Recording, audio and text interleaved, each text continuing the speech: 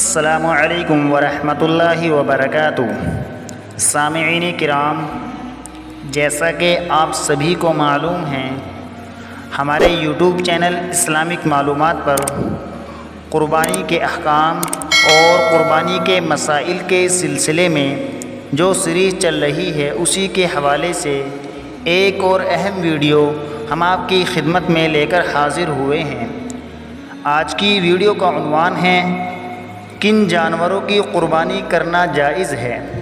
یعنی عید الاضحیٰ کے موقع پر کن کن جانوروں کی قربانی ہم کر سکتے ہیں اور ان میں سے کون سے جانور کی قربانی کرنا افضل ہے۔ آئیے اس کو جانتے ہیں۔ قرآن کریم کے اندر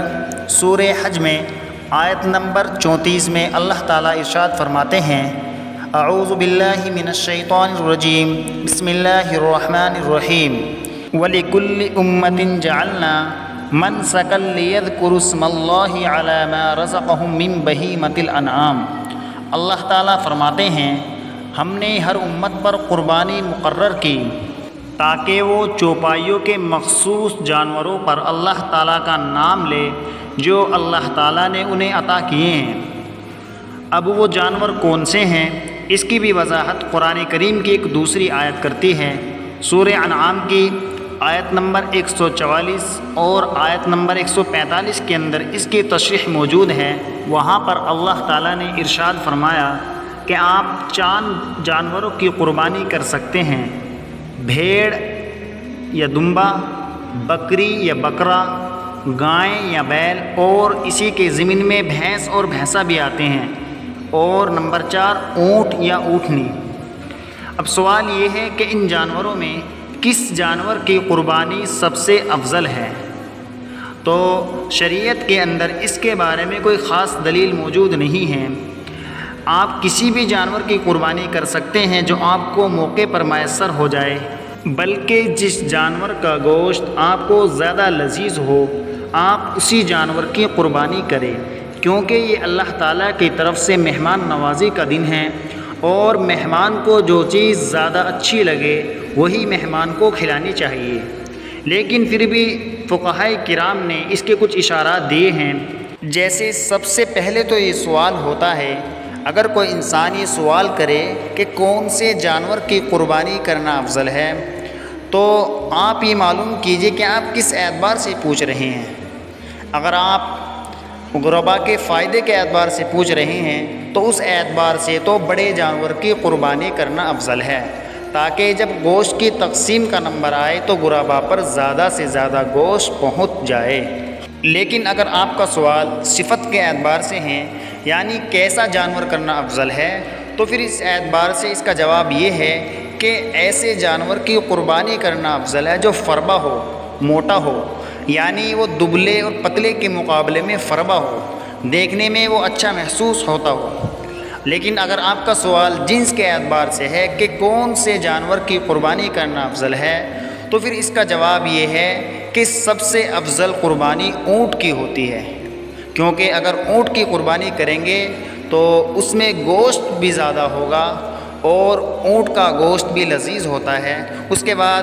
گائے یا بیل یا بھینس، اور اس کے بعد بکرا، بھیڑ، دمبا، ان میں سے کسی کی بھی قربانی کی جا سکتی ہے۔ دیکھیے، سب سے اہم بات جو نوٹ کرنے کی ہے وہ یہ ہے کہ جب انسان قربانی کی نیت سے کوئی جانور خریدتا ہے تو اسے یہ بات ذہن میں رکھنی چاہیے کہ وہ اللہ کی راہ میں قربانی کے لیے جانور خرید رہا ہے، اس لیے عمدہ سے عمدہ اور اچھے سے اچھا جانور خریدے،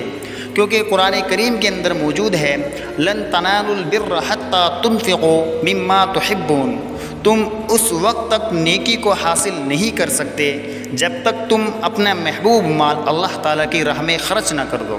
اب ظاہر سی بات ہے، محبوب مال سے مراد یہی ہے کہ انسان خوب دل لگا کر جان، اگر جان کی ضرورت ہو تو جان کی قربانی دے، اور اگر مال کی قربانی مقصود ہو تو پھر مال کی قربانی دے۔ ایسا نہ ہو دے کہ ایسے ہی لیے دیا جانور لیا اور اسے اللہ کی راہ میں قربان کر دیا۔ کیونکہ قرآن کریم ہی کے اندر دوسری جگہ موجود ہے لن ینال اللہ لحومها ولا دماؤها ولکن ینالہ التقوی منکم۔ اللہ تعالیٰ ارشاد فرماتے ہیں کہ میرے یہاں نہ ہی تو جانور کا گوشت پہنچتا ہے اور نہ ہی اس کا خون پہنچتا ہے، میرے یہاں تو مقبول آپ کا تقوی ہے، آپ کی نیت ہے۔ اس لیے خوب اپنے دل کو پاک اور صاف کر کے دنیاوی وسوسہ سے اللہ تعالیٰ کی راہ میں جو جانور ہم قربان کرنے کے لیے خرید رہے ہیں خوب فربا ہو، موٹا تازہ ہو، اچھا جانور ہو۔ دیکھیے انسان اگر اپنی نیت ہی کے اندر کھوٹ کر جائے اور دل میں نیت کر لے کہ جیسا تیسا بھی جانور ہو خرید کر اللہ کی راہ میں قربان کر دیں گے تو اس سے کچھ فائدہ حاصل نہیں ہوگا، کیونکہ اللہ کو تو ہماری نیت ہی چاہیے، اور ہماری نیت میں ہی جب کھوٹ آ جائے گا، ہماری نیت میں ہی جب فطور آ جائے گا تو کہاں ہماری قربانی قبول ہوگی۔ گوشت وغیرہ تو ہم خود ہی کھا لیتے ہیں، اللہ کو تو صرف ہماری نیت پہنچتی ہے، اللہ کو ہمارا تقوی پہنچتا ہے۔ اب اگر وہ بھی ہماری صحیح نہ ہو، یعنی ہماری نیت بھی صحیح نہ ہو، ہمارا تقوی بھی صحیح نہ ہو، تو پھر کہاں ہماری قربانی قبول ہوگی۔